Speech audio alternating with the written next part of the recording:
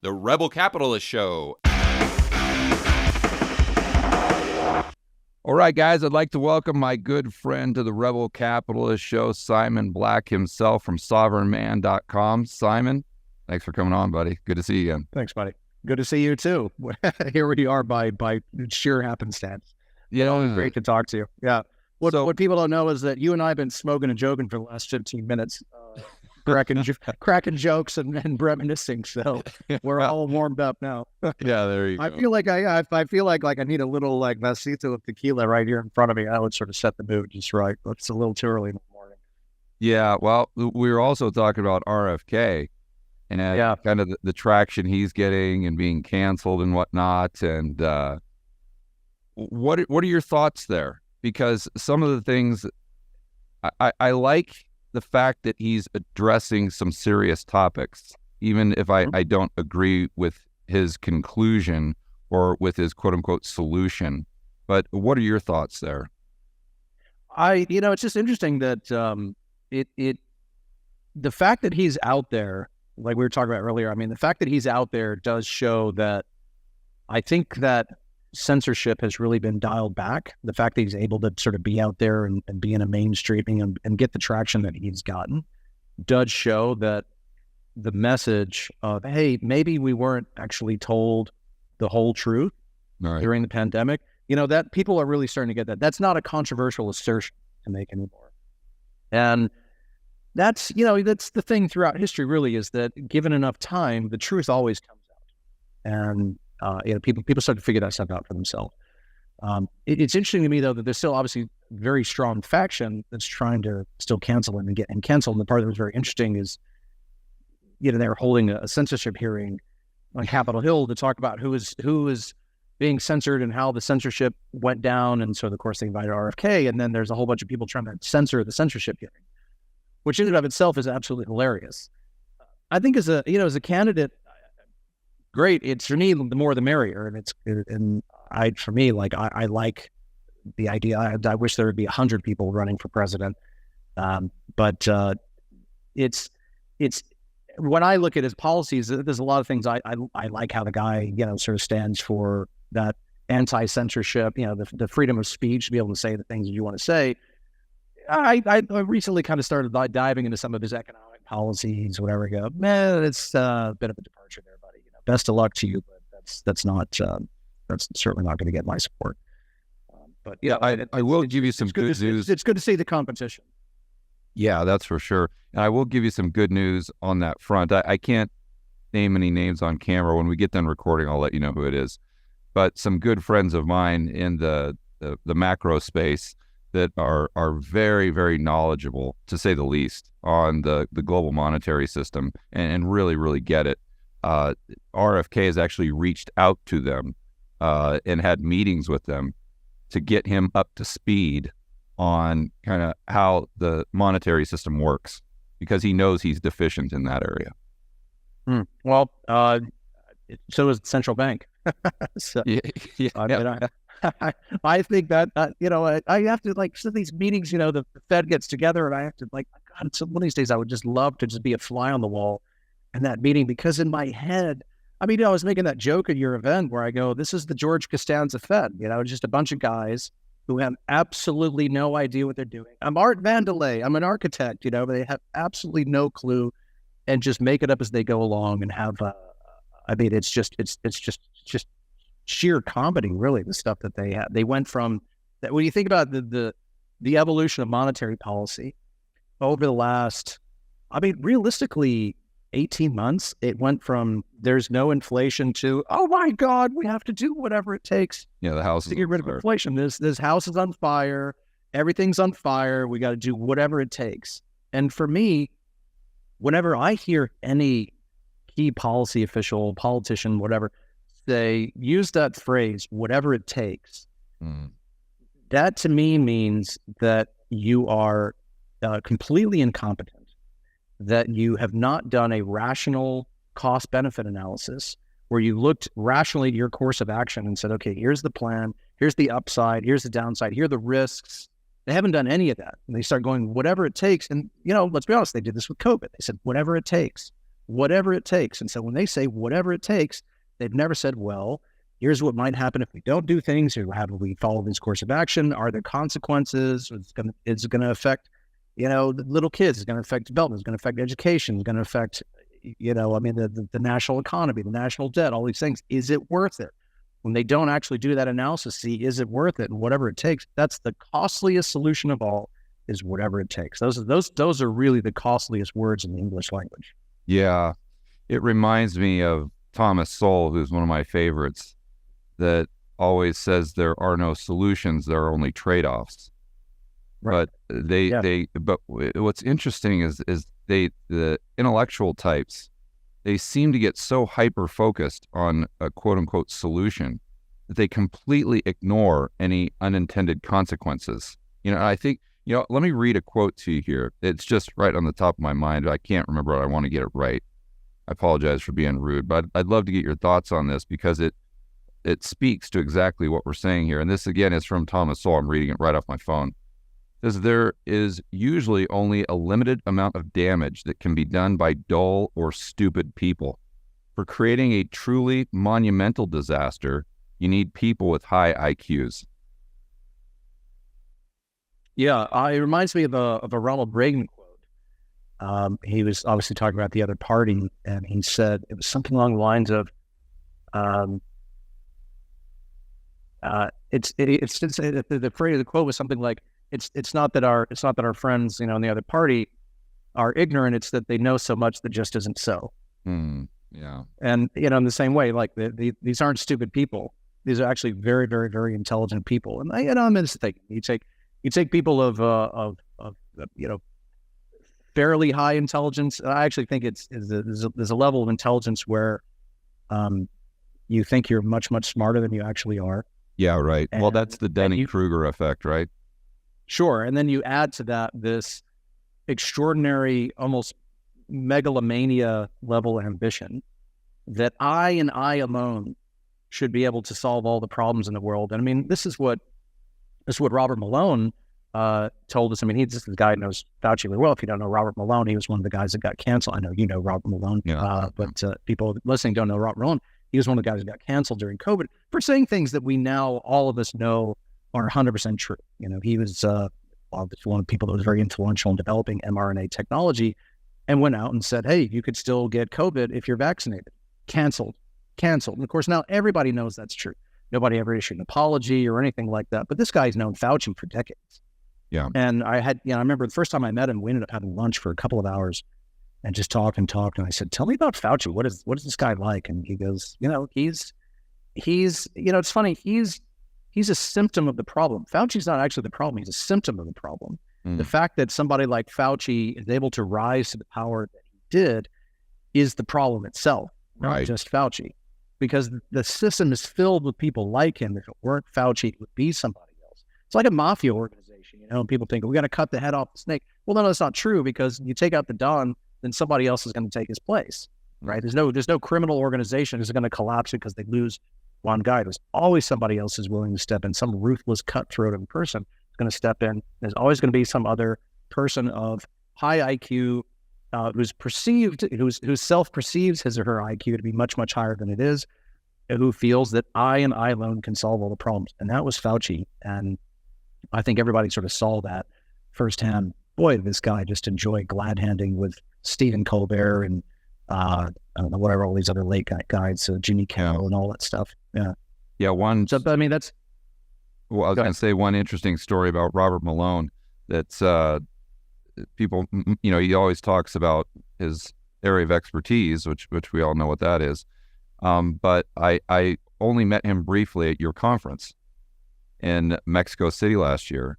And I'll remember this forever because I always saw him just as kind of like a doctor, but that's just really what his focus is. And that's what he's interested in. And I remember I was speaking at your event and I got done maybe 10 minutes early or something. So I opened it up to questions. And I think he was the very first person to raise his hand and ask a question. And I thought, oh, this is really cool. This is going to be a lot of fun. And he actually asked he's super switched on. Yeah. A very, very high level, intelligent question on CBDCs. And I was not, I understand he's a very intelligent guy, but I was not expecting him to have that level of understanding with something involving the monetary system. And he sure did. I was very impressed. Yeah. We've had a lot of conversations. He's a super switched on guy.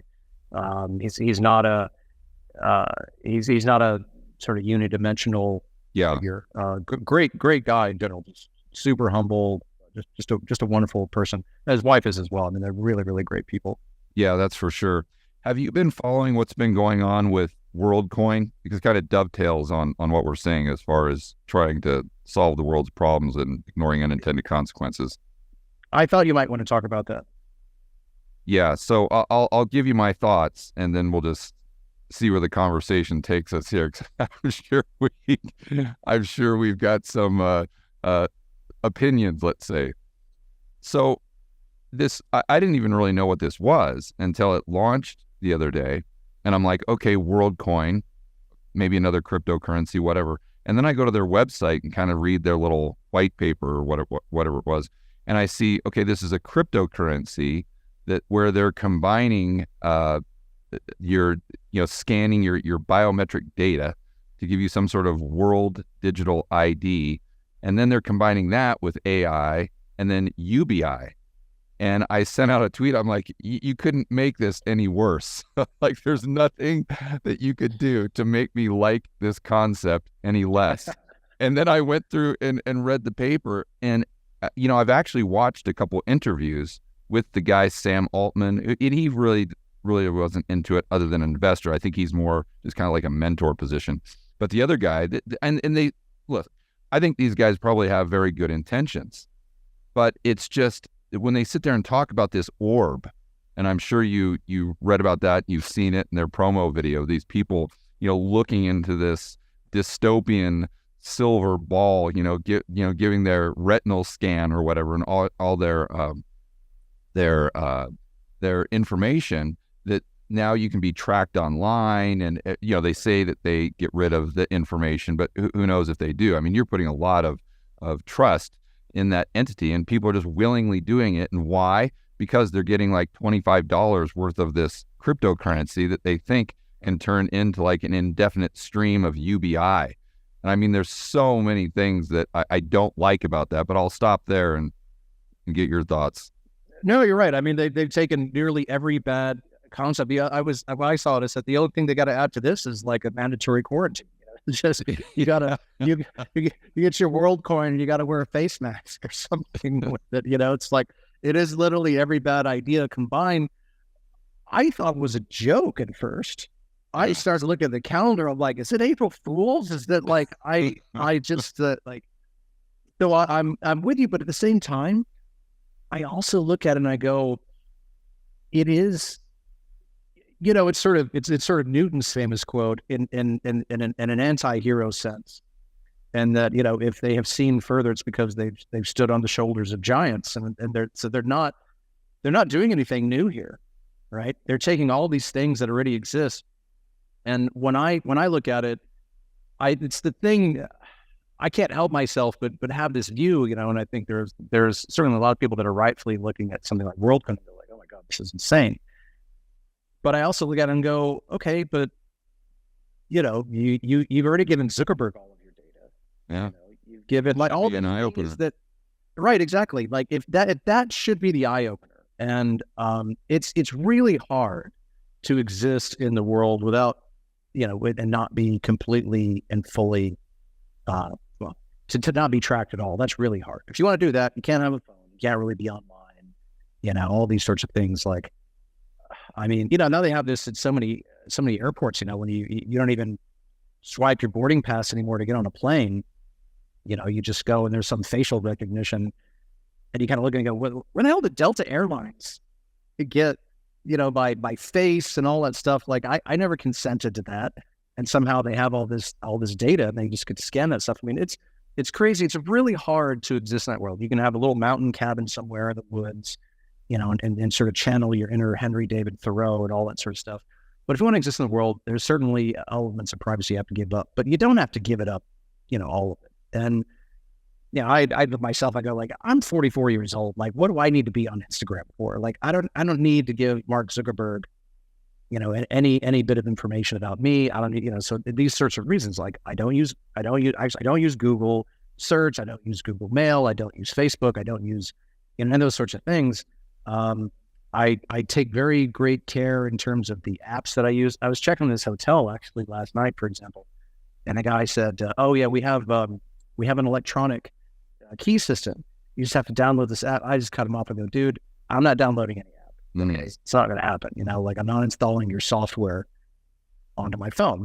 Just these sorts of things." And I think that it's actually relatively easy to do those sorts of things. It's really not that hard. Like, in terms of the choices that we make, there are, instead of using something like WhatsApp, there's plenty of, better, applications that you can actually, message and communicate with people that don't rely on a guy like Mark Zuckerberg. This is what amazes me. I actually wrote this whole thing about when he launched Threads. And I'm like, this is like asking Jeffrey Epstein to come over and like watch your kids at night. Like, what do you think is going to happen? Like, this is just another platform for this guy to go and steal your data. If Mark Zuckerberg were tracking, and he does this with everybody, including kids, and if Mark Zuckerberg in real life were stalking children with the same fanaticism, the same level of aggression that he does it online, people would take a fucking shovel to his head. Yeah. This guy, if this guy was in some small town in Oklahoma, stalking children, watching where they go and all that kind of stuff, somebody would take a fucking shovel to his head. Mm-hmm. And yet he does it online all the time. And so anyways, just to get back to WorldCoin, it's like, I look at that and I go, it's not that much different than, all these other things. It's like this, so many transactions that are obviously already tracked, and all the data that's already out there and things like that. So I look at that and I go, if you're outraged by WorldCoin, which I think most people should be, that's probably a good wake-up call to take a step back and go, okay, maybe I could take some basic steps to sort of improve my privacy, at least in my digital life. Yeah, I mean, that's a great point. Maybe looking at the glass half full, you could look at WorldCoin and say, okay, now they have gone to the point where it's tangible. Like if you're online and you're doing, you're just looking at your webcam or something like that, you kind of know what's going on, but it doesn't seem that real. But when you have to go down and look into a silver orb and have that red light beam on your iris, that's when it becomes real. Like that's when you get it. And I go back to 2020 and 2021. It's actually the reason I started this channel, is really to push back against the mandates that you and I were talking about back then. And if you recall, when they first came out with these mandates, most of the people, the normies, were like, oh, okay, fine, whatever. I'll go ahead and get the jab because I care about my job. I got to pay for my kids' schooling. I got to put food on the table, roof over the head. And a lot of people were pushing back, but most people were just like, fine, I'll get it. Why is it any different than any other shot I have to get? But the line in the sand came when they said, okay, well, now that you've done it, now we're going to make it mandatory for your kids to get it. All right. And if you notice, that's when even the normies and the average Joe said, whoa, time out. No, we're not going there. And that's when you really started to see people push back on both sides of the aisle. So hopefully this is one of those moments where before it's just like, whatever. But now that people can see it right in front of them, they go down to the local mall and they see this line of kids, lined up, just waiting to get their eyeball scanned. So their biometric data goes to this massive corporation that is promising them, some sort of eternal UBI. And it goes back to the phrase or the statement, that's very true. If the product is free, then you're the product. It's funny. What if the product pay? So that's bad enough. But what if the product is not only free, but it has to pay you in order to use it? Then you really know something nefarious is going on. Yeah, that company Clear at the airport. Yeah. So that it's like they charge like it's some very nominal fee or something like that. I don't remember what it is. It's $50, $100, something like that, whatever you pay per year. it's nothing. And I remember, like, I think I was actually in Mexico City at that event there, and I was talking about that, and I said, like, have you ever seen this at an airport? I mean, they got like 4 or 5 guys at like dozens, hundreds of airports. I mean, this is the really expensive operation. Think about it, do the math. You cannot possibly turn a profit charging people $100 a year to do that, right? And so what do? They're taking your retina, they're taking your fingerprints, they're taking all that sort of stuff. It's like, what do you think? How do you think they're actually making money? They're not making money on the $100. They're making money because they have all of your data now. You've given them all of your biometric data. And so that's the sort of thing, is that I think with this, WorldCoin and the orb and all this, they've just, the thing that I like it, because I go, finally, they just came out and said it already. Yeah, now they're saying the quiet part out loud. Right, exactly. Let's say the quiet part out loud. Like all the things that they've been doing sort of behind the scenes, that Facebook's been doing, that whatever Clear's been doing, that Google's been doing, all these guys have been doing for so long. The financial institutions, everybody, now they just went out and said it. They go, oh, here's what we want to do. And oh yeah, we can give you $25, whatever. Go, oh my God, if that's not reason enough to go, whoa, like that should be the smack in the face for people to go, okay, I got to do something about this. I got to really start taking steps. And the nice thing is that there's plenty of stuff actually that you can do. You're never going to, unless you move to the cabin in the woods and all that stuff, you're never going to be 100% disconnected from all of that. But you can take a lot of steps to dramatically reduce your, sort of personal exposure to that whole system. And I'm really, with my kids, I'm very militant about it. With my kids, like I don't mess around. It's like I don't let other people take pictures of my kids. Like, I don't know where that photo's going to go. I don't know. If you're using an Android device, the first thing that happens is that gets uploaded. Google's algorithm's going to go and start scanning that, and facial recognition, all that. So I mean, all these sorts of things. There are things you can do to take a lot of that power back. And for me, I'm always a glasses half full guy, because there are always, I think as individuals, we have far more power than the people that sort of control that system want us to. We definitely do. That we have. We absolutely do. Yeah, I always say to people, the solution to this, to tyranny, authoritarianism, central planning, is simple, but it's not easy. It's simple in the fact that you just have to have a small vocal minority come together and just say no.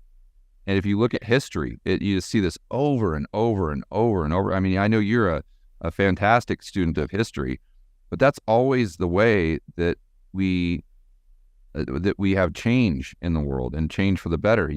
This example I always use is Romania in 1989, I think it was, or 1990, right, with Ceausescu, and where you just had, I don't know what the population of Romania was back then, but you had a minority of the population just literally stand up and say no. The guy had all the guns. The guy had all the power. He controlled the military. He controlled the police. He controlled absolutely everything. Dictator, been in power, I don't know how long, call it, 2 decades.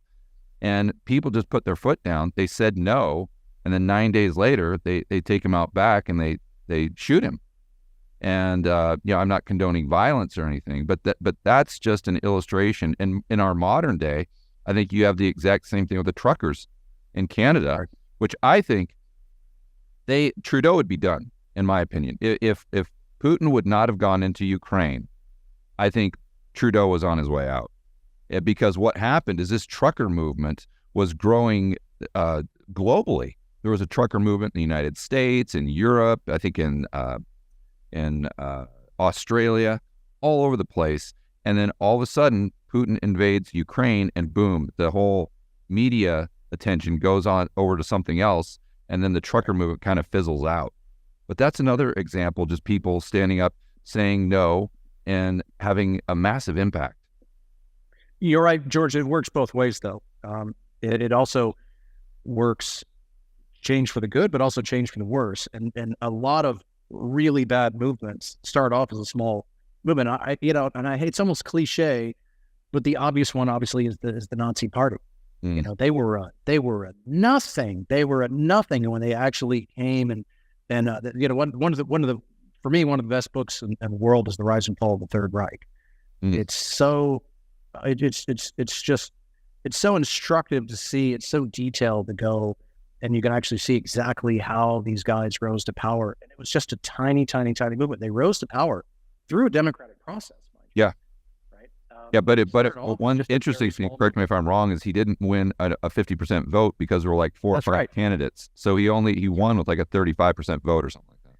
That's right. He didn't even need a majority. It was just enough, right? But it started off as a very, very small movement. And that's the thing, like with these crazy fanatical progressives in the US, it feels a lot of times, but the Nazis were like that in a way that they were this very, very small numerical minority, but they were the loudest by far. And they had the brown shirts going around beating people up, and they were, with their protests, and they were screaming, and Hitler's making a lot of noise. And I'm not saying that the progressives are Nazis. I don't call anybody a Nazi because, again, it's not only is it cliche, it's just lazy. It's intellectually lazy to just go and say, Nazi. It's intellectually lazy, and I have enough dignity that I'm just not going to do that. But the idea in that the progressives today are extremely loud.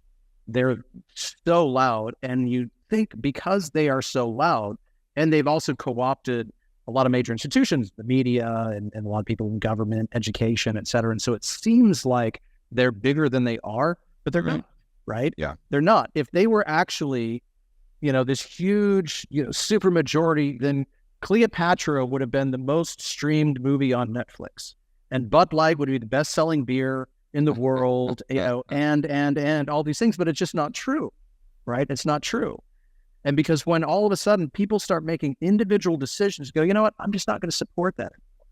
I'm not going to do this. I'm not going to do that. I'm not going to keep giving my money to, all these sorts of things. And, it can get irritating sometimes. But I remember, when Major League Baseball came out against the Georgia voting bill, I started making these assertions about the Georgia voting bill that were actually not even in the bill. And it was, to me, I go, this guy, what's his name? Rob Manfred, I think, the commissioner of baseball. This guy hasn't even read it. It's so obvious he hasn't even read it. And I'm thinking, well, guess I'm never going to watch another baseball game. I mean, it's one of those things where I go, like, I cannot, in good conscience, continue to give my money, my time, my attention to things that I know are, just don't have a freaking opinion on it. Or have an opinion on it, but keep it to yourself. Like, you're Major League Baseball. You shouldn't be going out and doing this. You're, whatever, you're an airline, you're Coca-Cola, whatever, you shouldn't be doing these sorts of things. And I think it's obvious that when people actually do take a stand with their money, with their, the way they think about things, go, well, I'm not going to buy this product anymore. That sends a much, much clearer message than some idiot on Twitter who is the guy who's going around calling everybody a Nazi, whatever. You disagree with his ultra fanatical, super woke, progressive position, you're a Nazi. And of course, these people don't know anything. I mean, talk about having a much higher sense of what your IQ is than it really is. Like, these people think they're really smart. They're not really smart.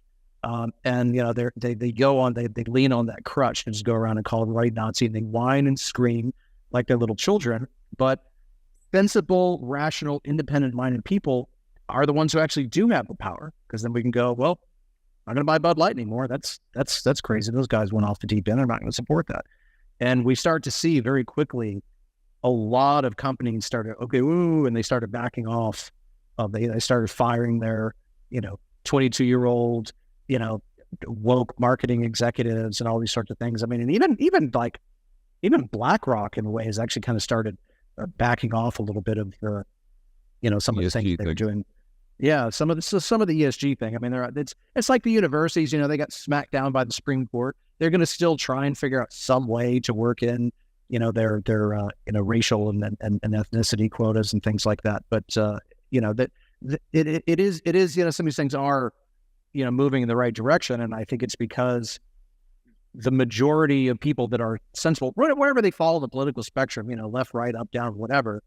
The reality is, I think most people, not only in the United States but across the world, are, they're pretty moderate people, and they're fine. They're perfectly fine engaging in rational conversation.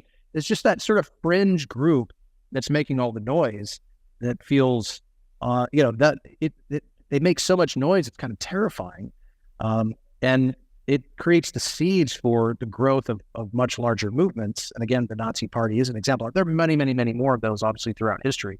But Nazi Party is one that people are very familiar with. But yeah, like good things can happen from, small startup movements. Bad things can also happen from small startup movements. But I think you touched on a point there that we were also talking about with, them going too far with, we'll call it the, mandates and whatnot. And then maybe now they're going too far because they actually have hardware, makes you, scan your retina. That will be kind of the line in the sand. But, I'll come up and see you one of these days. We can go stand in line together to stare into the yeah. We can do a vlog where we get our retinal scan and our biometric data over to WorldCoin and get our $25. But I think they've crossed that line in the whole trans thing too. Because I think one of our biggest assets is their hubris. That's one of our greatest tools, our greatest weapons, if you will. So, the whole colleges and a lot of to your point, the NFL or whatever sports league was out there, they were really pandering to this whole woke narrative. But now all of a sudden they push it so far, in women's sports, where they're allowing guys to just go in there and clean house. And even the people on the left are like, whoa, no. This is not what we want. This is ridiculous, because they've had that hubris to take it just too far to where now they're getting backlash that could collapse the whole idea. Because if a sports organization is going to take a stand on trans, say, okay, no guys competing against women. That's where we draw the line. That kind of frees them up to make other rational decisions in the future that they might not have otherwise made. Yeah, it's funny. Like when I step back and look at it, I actually think about it through the lens of like Sun Tzu, and this art of warfare between the ultra woke fanatical progressives and the sense of when you're weak, convey that you're strong. And so they have this like tiny minority, but they went and made so much noise. In classic sort of Sun Tzu, they managed to convince everybody that they were a much, much larger movement than they really were. And so this is why the corporations sort of bent to their will. Corporations have no soul. I mean, let's be honest. I mean, they never really cared about anything. They'll do whatever is in their, what they feel like is going to be in the interest of stock price, whatever's going to sort of win approval from the market and all that sort of stuff. Like that's what they're going to do. And so when they get the sense where they go like, oh my God, like this is this huge movement and we got to get on board with this thing or we're going to get left behind. Now, all of a sudden, the progressives start getting these victories, right? Because they're able to, they're able to feign a level of strength that they don't really have. And so all of a sudden, it's like they're coming on, like town after town after town, sort of ancient warfare. Before they even get there, the towns are surrendering, right? Because they think that the approaching army is this massive, millions of people that's going to wipe them out. It turns out it's like 30 guys. It's 30 guys making a lot of noise, right? Galloping on horseback as loud as they can. 30 guys make a lot of noise. But the town goes, we surrender. Then all of a sudden, these 30 guys, they feel like, hey, we can do anything. Everybody's terrified of us. We can do whatever we want. And they get that hubris where they feel like we can do whatever we want. We can change the dictionary. We can demand that people, use this word or that word. We can start, and at a certain point when you get that level of hubris, you cross a line. And then all of a sudden people go, whoa. And all of a sudden now the town comes out to meet you. And they get their force together. You know what? No, we're not going to do that. We're actually going to come out and meet you in this battle. They go, wait a minute. You're 30 guys. We're going to massacre you.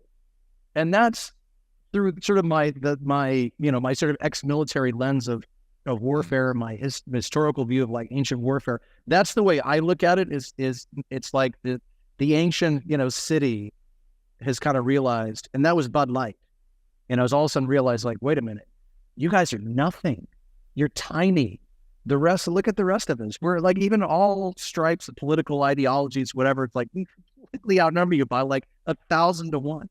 Yeah, you have no chance of winning. And that you're absolutely right. It was that hubris that has actually now started to unwind that and started to do them in, because they got so far out of control. They couldn't just say, hey, we've gotten everybody to the point where everybody's sort of fine, just accepting everybody for whoever they are, blah, blah, blah. But like, no, they had to just keep on, jamming that even farther and say, no, it's not enough to just accept people. We've got to celebrate. We've got to have, all these sorts of things. We got to say they're courageous. We got to say, all these sorts of things. We got to jam it down the children's throats. We got to put them in the kids' sports, whatever. And they tuck in bathing suits or whatever. Right. Exactly. Yeah. They went too far. And now they've gone too far. And the townspeople have come outside and said, you have 30 people. Your horses are malnourished. You've been galloping, from all the way from China. Now you're in Vienna. It's done. You're finished. And that's, I think, what we're seeing now. Because again, this is the thing throughout history, is that bad ideas almost always fail when given enough time. Communism ended. The feudal system ended. I mean, all these things, these horrible ideas that people came up with throughout history, slavery, all these things, like at a certain point, like sometimes they last for a long time, but eventually really bad, terrible ideas, they just come to an end. And, this ultra woke, fanatical stuff, it's a terrible idea, and it too is going to come to an end. And I sort of say this to my own audience and said, like, it can feel scary and you can kind of feel isolated, whatever, but you just gotta, you gotta remember it in that way. Like, there's way more rational, sensible people than there are fanatics. And that's not even glasses half full. The glass is full, dude. The glass is full. And these people are on the way out. How do you use that Sun Tzu kind of military background that you have to view CBDCs? Like, do you think that, like, obviously that's a bad idea, but I think what's interesting about a CBDC is if you understand the back end plumbing, you realize that people could be using a CBDC and not even know it. Like, they would have absolutely no idea. And so that's kind of where I wonder, how do we push back against that if people don't even know that they're using it? Who on earth do they even push back against if you have like this unified ledger that the BIS is talking about? I don't know if you read that story. Oh yeah, look, I own a bank. I mean, you know that. So yeah.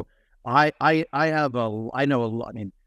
know so much about just the inner plumbing of the banking system and all the weird, really weird stuff that goes down. One of my favorite stories is one thing that's just like hilarious. And when I think about CBDCs, it's hilarious to me because if most people knew how ass backward technology was in the financial system, it's just comical. And I remember when we first got our Swift code, and Swift reached out to us and said, okay, now you need to go, in order to like onboard you in terms of our technology platform, you need to go find a computer with Windows 7.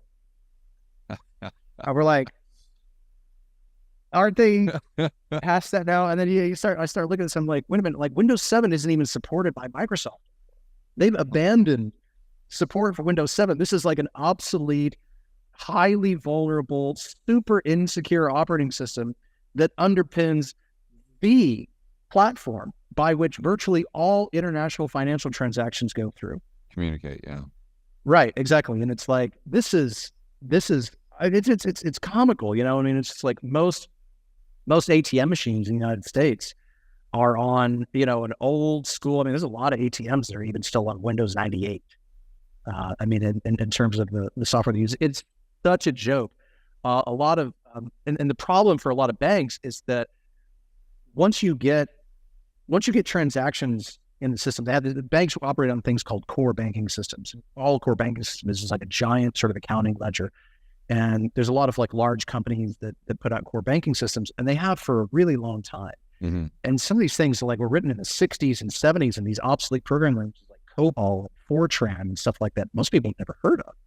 And so when you have that, and all of a sudden you get all of your data inside of this antiquated system, and then decades go by and you just put more and more and more data, it's a monumental, like Normandy invasion level task to get that data out and move it into another system. It's so hard because the whole time you're trying to migrate data from one system to another, it's like finally you got some new updated, modern programming language, modern in the cloud kind of system.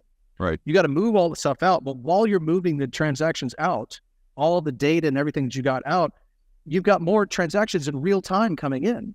So you can never actually keep up. Like you can't, it's so hard to actually move that stuff over. To actually do it, you'd have to shut down, bank operations for days and days and days at a minimum to actually be able to move that stuff over. It's so hard. So instead, what do? Is they just keep sort of duct taping new modules and, new things onto this like old, ancient, core banking platform. And these sorts of things. So when I look at CDs, even like the Fed as well, like there's other central banks that have a lot more, slightly better technological prowess. I think, for example, in Singapore, the MAS is a lot more with it in terms of that. HKMA is a bit better off. The Fed has no idea what they're doing with respect to technology. I mean, it's a joke, and they just now been able to launch sort of a little bit of a pilot of Fed now. Yeah. And so, but that's the thing. It's like I look at CBDCs in the same way that I look at WorldCoin, and I go, I'm glad that there are a lot of people that are getting up in arms about CBDC. But the capabilities, the tracking, all that sort of stuff within CBDCs, it's not really, when you think about like what a lot of the dangers of CBDCs, it is the tracking, it's the total lack of any financial privacy. It's their ability to just go, boop, I'm going to turn off this coin, and there goes your money. We can prevent you from doing this transaction or that transaction. They can apply smart contracts to your money without your consent. All these sorts of things. And I go, I'm glad people are getting up in arms about that. But it's just like WorldCoin. All that stuff already exists, right? They're tracking you now, right? All bank transactions. I mean, all these things that banks have to do. George, I guarantee you, like your bank has been filing suspicious activity reports on you for a long time. There's a whole database within the Financial Crimes Enforcement Network, FinCEN, that's a federal agency, one of the kind of watchdogs and regulators. Like, I don't know, FinCEN's got the goods on you, on me, on most people listening to this. And honestly, for like basic stuff, I mean, like, I remember having this hell of a time sending money to my sister. I was trying to help my sister with a down payment on a house and sending my sister money, and it's like I send the bank the contract, whatever, they froze the transaction and all these things. I mean, it's a joke. And every time I get something like that, I go, well, there goes another suspicious activity report to the federal government. And so these sorts of things happen. They can lock you out of your bank account at any time. Any federal agency, most state agencies have the ability to levy your bank account. They're tracking you. They can prevent you from, making transactions, all those sorts of things. So where CBDCs take that to, what they do is they refine that, they make it a little bit easier, and they take it to a higher level. So now there's a single bureaucrat who can do all of those things instead of sort of like multiple agencies who have some power to do this and some power to do that. Now it's your bank can do all of that. Your bank can freeze your account. They can stop you from making transactions. They can, they're monitoring all of your transactions. They can file suspicious activity reports. They can, banks will, if for example, some federal authority, state authority, whatever, they got a question about you, there could be all these people talking about you behind your back, sharing information about George Gammon and all the transactions that he's done. They're sending these guys information about you, but you'll never know. It's against the law for a bank to tell you that, hey, we got to, like Google puts these like government, tracker requests and stuff like that. They've got some level of transparency reports about that. Banks don't do that because it's against the law for banks to tell their customers, like, hey, just so you know, the agency of such and so has been asking about you, and I had to send a bunch of information. It's against the law for banks to do that. Wow. Right. How so granular all that stuff already exists. How granular is the data they get? Well, so as an example, down to the penny of whatever, every bit of documentation that you've ever sent. No. But I'm saying, as an example, if I go to Chipotle, my Wells Fargo knows I spent $20 at Chipotle, but do they know what I ordered? They will not necessarily know. Well, they might. It depends on the transaction system. So the credit card companies will. Depends on how you pay, right? I mean, obviously, paying cash is not going to happen. If you use a debit card, it's like a Visa debit card, they might very well know because all that stuff is going to be linked to Chipotle. They might not know immediately, but it'd actually be relatively easy for them to be able to find that, because with the Chipotle system, that's all there. You got whatever, 3 bean burritos and a Diet Coke. The Chipotle system, I knew that. That was my thing. I thought that if they didn't have that data, if just the only data they have is what I see on my bank statement, well, then there would have to be some sort of switch at the point of sale in order for the central planners to get the data to do the social score to spit that out to the end.